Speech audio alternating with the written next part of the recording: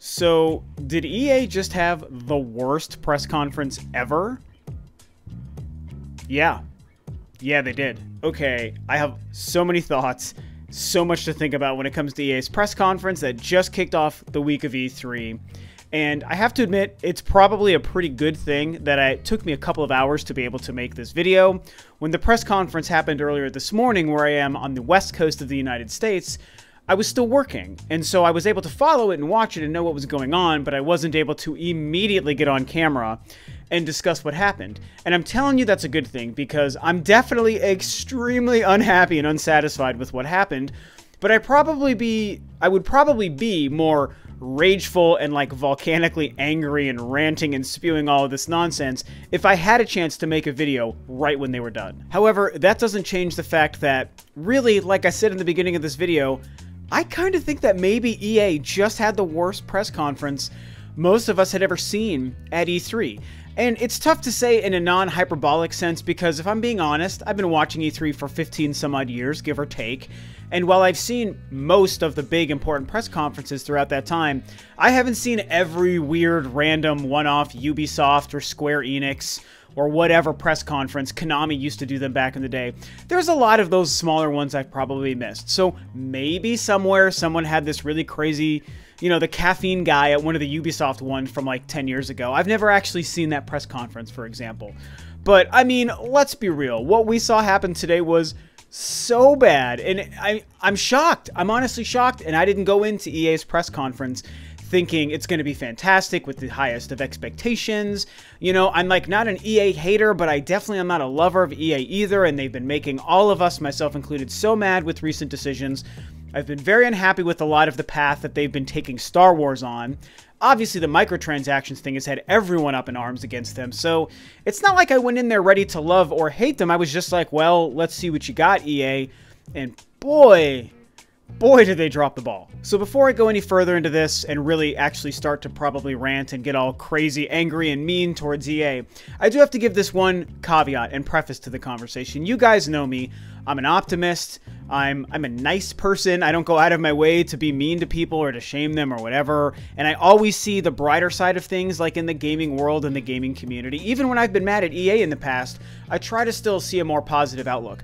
And through that, what I want to say is, like, I understand, and I hope that a lot of you guys out there can understand this too. At the end of the day, all the people associated with EA, the company, and with the press conference today, the game developers, the speakers, the one lady who came out to talk about her indie game, everyone putting the whole show together and who took the stage, maybe some of the big CEOs, but most people, you know, and even Andrew Renee, who did a great job hosting, for example, all of these people are hardworking people. They're good people. They're all just regular folks, just like you and I, out there doing a job, getting paid to do their job. They get to work in the video game industry in some way. They're out there presenting their products and trying to get people excited and trying to do the best they could. And whatever prevented this whole thing from going off well and being exciting and promising and getting people pumped about products, I don't know. I don't know what cog in the wheel broke to make this thing kind of fall apart. But I do acknowledge that it's, like I said, it's just good people trying to do good, honest work and try to perform. And they have to get on stage in front of millions of people, and that's probably a very crazy, intimidating thing to do. So I do want to say, you know, I always appreciate that people are up there trying to say, hey, we love making games. Here are the games we're making. We hope you're going to be excited. That is a great thing that I am always appreciative of. But again, just the whole thing sucked. Okay, so let's get into the nitty-gritty of this. Why did it suck? Why was EA's press conference so unbelievably terrible today? And I think that it comes down to two key factors. One, the content they had was not great or exciting or get anyone pumped about anything coming from EA, really. A few exceptions, but for the most part, the content wasn't great. And the other huge thing is, oh my god, the presentation, the conversation, the energy, the glitz and the glam, the energy level even of the crowd, the awkwardness of all the speakers and everything happening. I mean, everyone across the board, again, except for Andrew Renee, who did the hosting, was so awkward. And it was like unbearably strange. It was just odd. It had no flow, it had no pomp and circumstance, and it just didn't feel right. I mean, I don't even know where else to begin. They opened up the show with like a quick little 3D looking thing for Anthem. I'm assuming everyone in the audience might have been wearing like 3D glasses or virtual reality glasses, AR glasses, to see this thing kind of floating around. And okay, so they were getting people pumped and saying, hey, we're going to be featuring Anthem today. It's a game that we knew everyone was excited to come to our presentation to see. Trust us, you're going to be hearing about it. So basically what we knew is they were going to probably close the show with Anthem, which they did, kind of similar to how last year their marquee game was Star Wars Battlefront 2. And they closed with, although their show last year was also really bad, for me, they ended the show with an amazing, like, 30-minute gameplay demonstration, finally showing off Battlefront 2 in action on the Theed Naboo map, and so that was great. That whole thing saved the show for me, and it was really fantastic, and got people excited, obviously well before the controversy made everyone sour on that game. So it was a great way to end their show.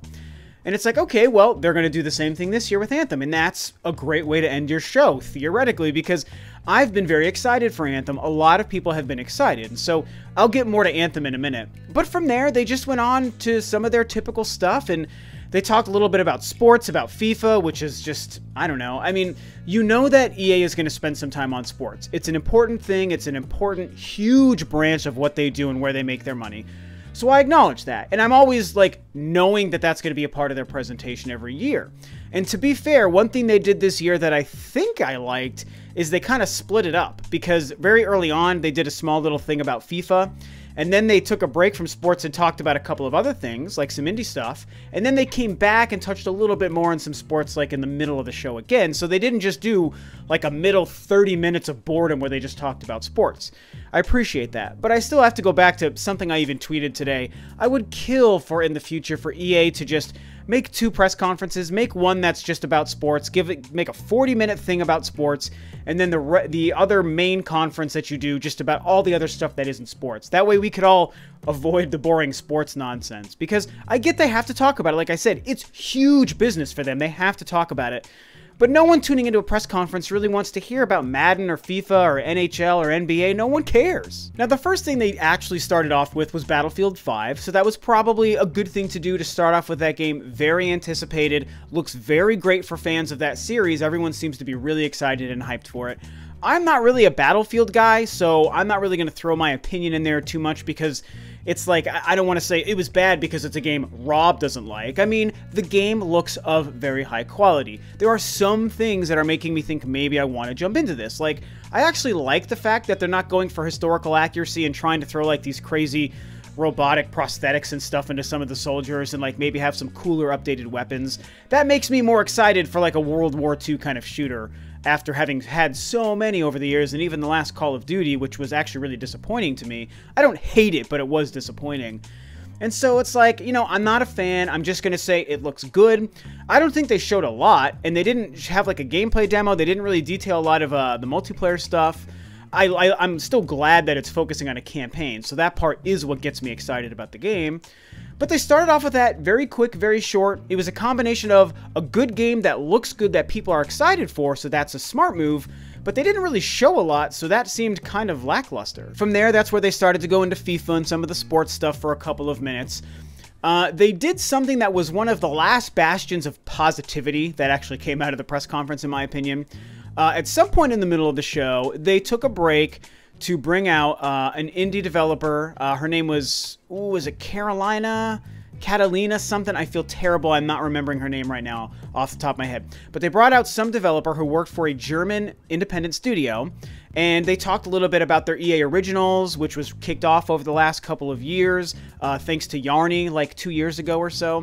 And they've been doing great stuff with that, like Faye, the recent game Faye was one of the EA Originals.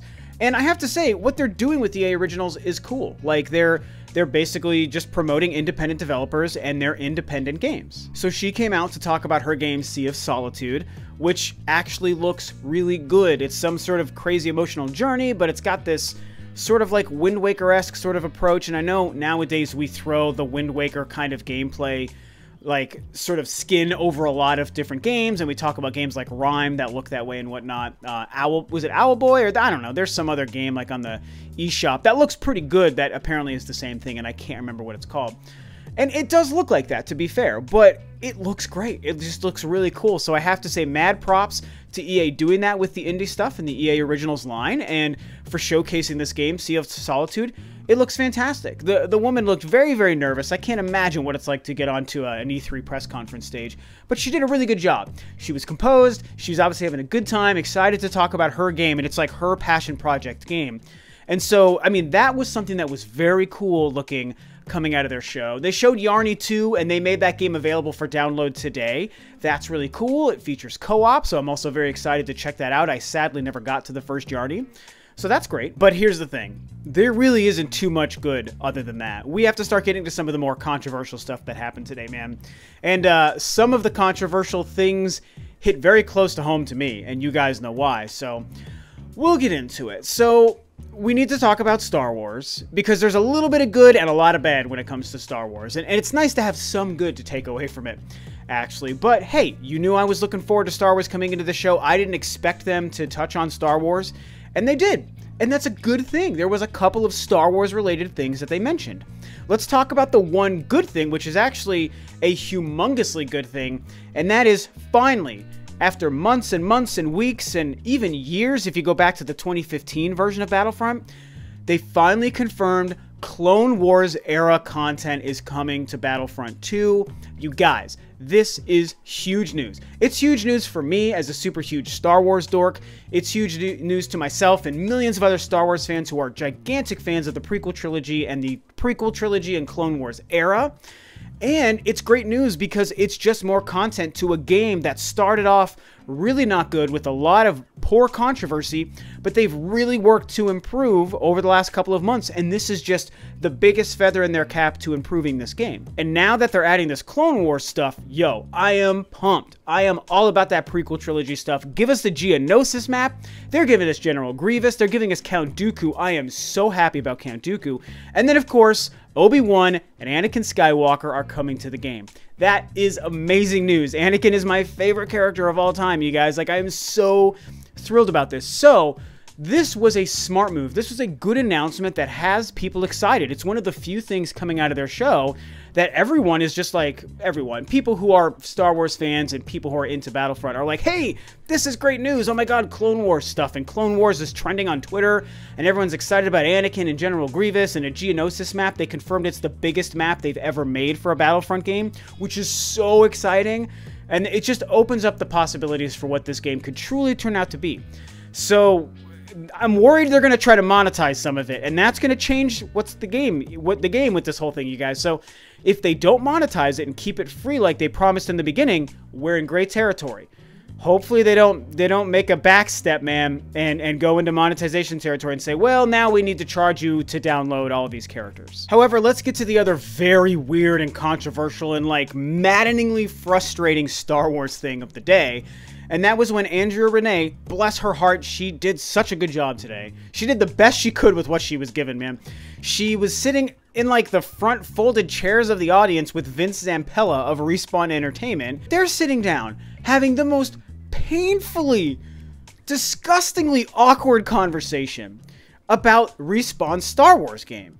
And like, I don't even know where to begin all the crappy, horrible things to take away from how this happened. I will say one thing. The game that he talked about sounds incredible. I love what the game is. Jedi Fallen Order, taking place really soon after the end of Revenge of the Sith. You're playing as a Jedi, and it's coming out next year, 2019. Apparently, I missed that, but that's the word. And like, yes, that is everything we want out of a Star Wars game. So what they're doing is amazing in that front. However, they just had this, like, the most strange conversation trying to talk about this game like it's exciting. You guys like lightsabers? What about Jedi?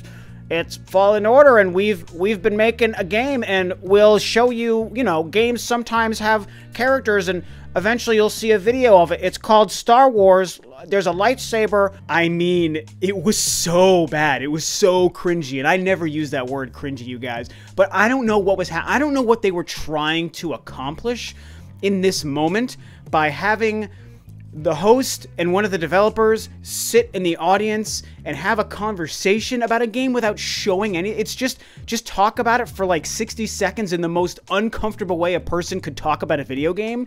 No screenshots, no logos, no gameplay, no video. Again, somehow I even missed the date. Apparently they said it's coming out fall 2019. I didn't even catch that. So they just dropped the ball. How could they, after all of the controversy with them screwing up Star Wars and not giving us enough Star Wars and everything, how could they dare put someone out there to just talk about it for 60 seconds and not have anything to show?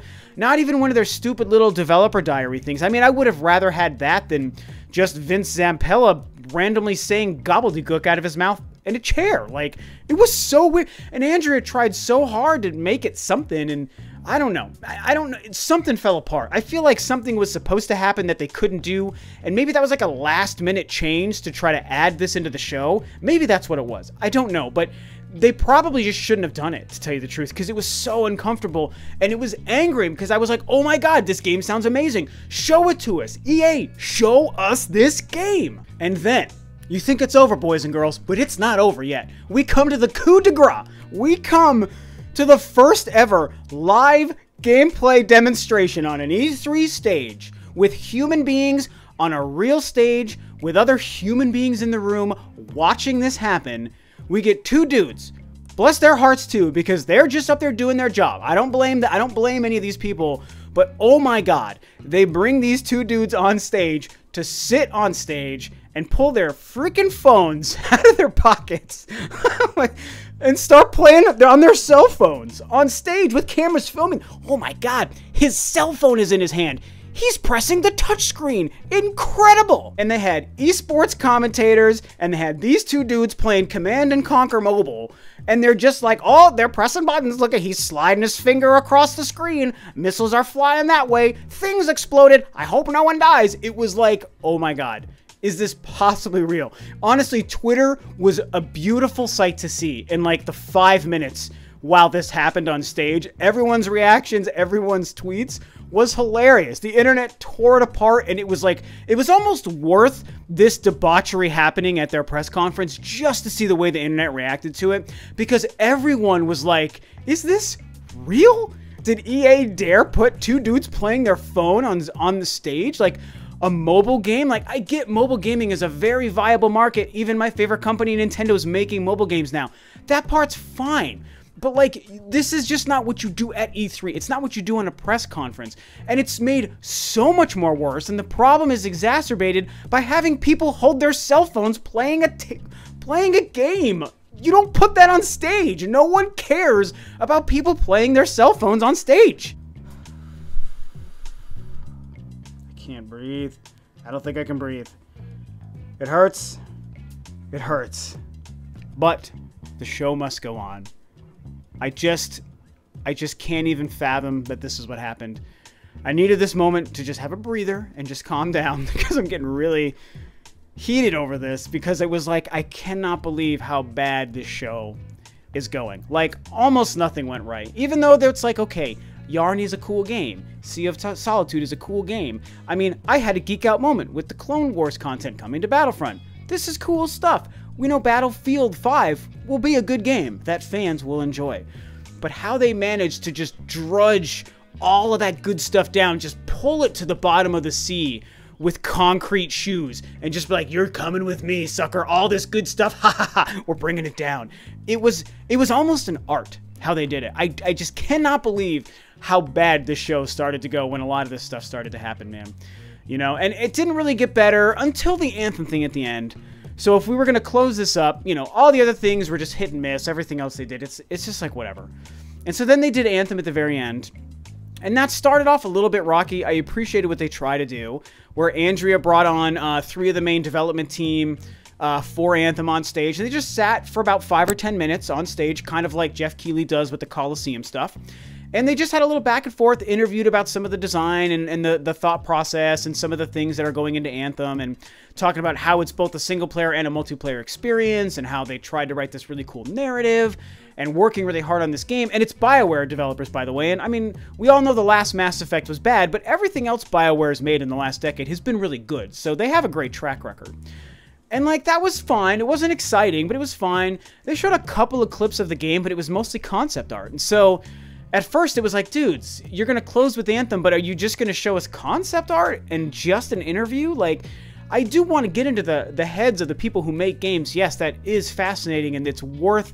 Their time is valuable when it comes to listening to them talk about creating games we love. But also at an E3 stage, you need more than that. If this is your big game, show us some gameplay, because we didn't really have much of that last year.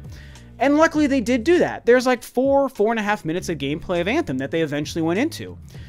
And I mean, I will say this, I personally think Anthem looks really great. You know, I know that some people might not be as excited because it's got the Destiny vibes and they don't really like or want that. And I totally get that.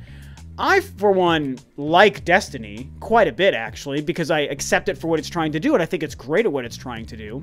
And then when I see Anthem, which seems to be the next evolution of what Destiny started, I mean, I think it looks great. I love the visual style. I love the gameplay mechanics, the flying and the combat and the mechs and the shooting and the creatures and the world, and how they are incorporating like this hub world, and like you do a bunch of things in like a multiplayer fashion with people out in the world, but then you can, like, I think it was like you go to certain areas or a certain hub where you kind of like turn in a lot of the rewards that you got from just doing stuff and missions out in the open world.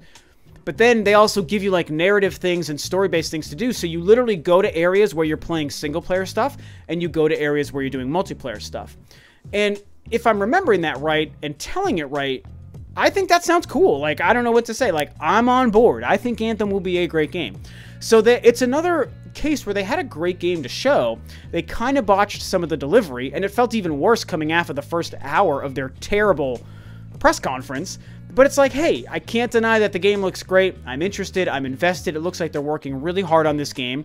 I think it's going to be a huge hit. They also confirmed, very surprisingly, it doesn't come out this year, but it comes out February 22nd, 2019. So early in the year, which is freaking awesome. So the game isn't even that far away. It is less than a year from right now. And I mean, I don't know. I'm really excited about that. So at the end of the day, this was EA's press conference. This is what they did for EA Play today.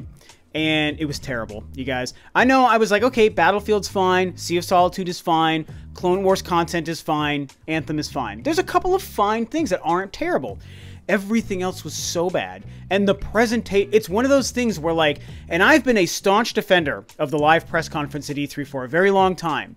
And I still like the essence of what they are and what they have been in the past. But today was a reminder of, oh my god, when the live presenting of the human beings running the show in front of the camera goes wrong, it's so bad. And it's like, man, this is why Nintendo figured it out years ago and stepped away from the live conferences. That is a so much better and so much more efficient way and comfortable way to give your information out. Letting things go the way they did today. I don't know if it was accidents, mistakes, somebody dropped the ball, they weren't prepared for things to be awkward this way. I don't know what happened, but it just fell apart from the get-go, and they couldn't recover the whole show. But you know, at the end of the day, excuse me, at the end of the day, I'm going to say this one, I'm going to end on a little tiny beacon of positivity. So I hope you guys make it to this part of the video. At the end of the day, it really is the games that matter more than the presentation. You know, the E3 presentation only matters in the sense of just hype and excitement. If the hype isn't there, but the quality of the content or the games or the things we can expect is there, that truly, I think, has to matter the most. And like I said, there's like 4 or 5 things I'm like, hey, that's good stuff. The games are going to be good. Anthem will be good. Battlefield will be good. The Battlefront Clone Wars stuff will be good. Even the Respawn game is probably going to be amazing. They just screwed up how they delivered it. And so, you know, let's focus on the fact that hopefully the content will be good. They tried very hard to deliver the message of, we've learned from our mistakes, we're listening to the community, we know we screwed up in the past, we don't want to make these mistakes again. Help us, help you, help us to make this stuff better in the future. And you know, they definitely should never have put themselves in that position in the first place. That was EA's mistake from the jump. But it was nice to hear these messages translated. I'm willing to hear them and say, hey, at least they're acknowledging it, and let's see if they can show us that they're really learning and listening. And, you know, they got to put their money where their mouth is, and we'll see what happens. So, I don't know. Oh my god, I gotta stop talking about EA. That's what happened. That's their show. That's my rant. I was furious over some of that Star Wars stuff in the frickin' mobile game Command & Conquer on stage. Two of the worst things I've ever seen happen on an E3 press conference, guys. Ever. I am 37 years old. I've seen so many E3 press conferences. I even went in 2004. Yo, this was the worst thing I'd ever seen, man. It was so bad. So anyway, those are my thoughts. Holy crap. Talk about what you guys thought below. Did you hate it as much as I did? Did you maybe like it? Which is okay. No shaming if you liked it. That's not how I roll. That's not how we roll here. So if you liked it, feel free. Please share that. Or are you middle of the road? What do you think about the Star Wars stuff, the Command & Conquer stuff, the Anthem stuff? Whatever. Just talk about EA. Because I can't talk about EA anymore. I am done.